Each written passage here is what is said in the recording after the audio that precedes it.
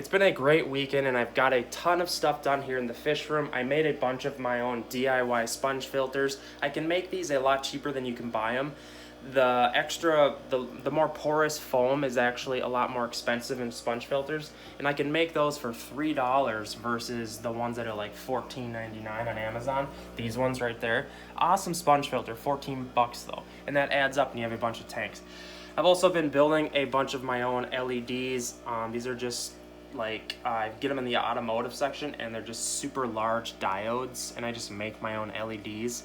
I try to save money everywhere I can because I'm a cheapwad, and the aquarium supplies and toys are super expensive, and you guys know this. But today's topic, I've been preaching to you guys for months and months that I'm going to eventually do a goldfish series because I get tons of goldfish and koi questions. But the problem is I'm not an expert with goldfish or koi, and I thought, why claim to be one when I can just reach out to one? My group, Goldfish Keepers, the guy's name is Joshua McWilliams. He judges goldfish contests. He's got hundreds and hundreds of gallons of goldfish kept in water. This guy knows goldfish. And today's question he's going to be talking about us with is tank temperature for goldfish, because one of the biggest and most asked questions we get is temperature. Does my goldfish need a heater? Because people are trying to keep goldfish and koi in ponds, and sometimes the temps drop, and it's just it's a great question. So let's let Josh take this away. Do I need a heater in my goldfish tank? A heater is not always necessary for goldfish. It depends on your climate. If it's really cold where you're at, you might want to add heaters to fancy goldfish if the temperatures drop below the 50s.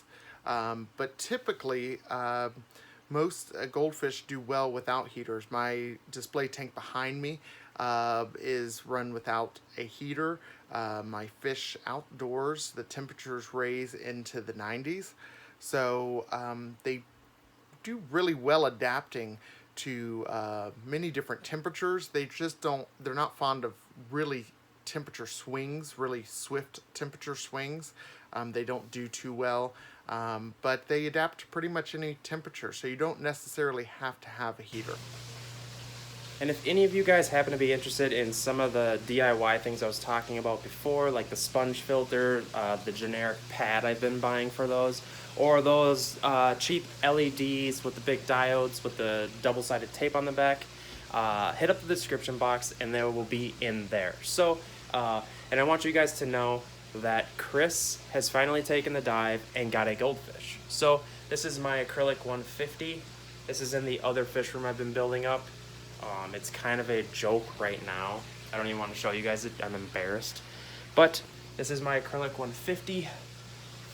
And there is a shabunkin goldfish in there.